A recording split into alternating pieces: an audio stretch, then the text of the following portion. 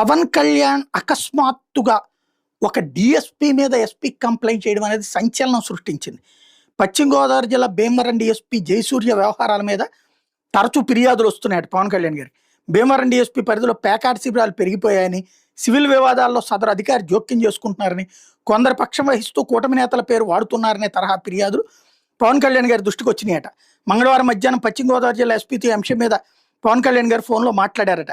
తన దృష్టికి వచ్చిన ఫిర్యాదులను ప్రస్తావించి ఆయన వ్యవహార శైలి మీద నివేదిక పంపించమని అడిగారట.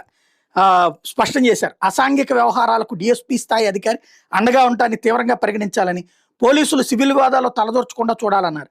ఈ తరహా వ్యవహారాలను కూటమి ప్రభుత్వం ఉపేక్షించదనే విషయాన్ని ఇక్కడ సిబ్బందికి తెలియజేయాలని చెప్పి ఎస్పీని కోరారు పవన్ కళ్యాణ్ స్వయంగా.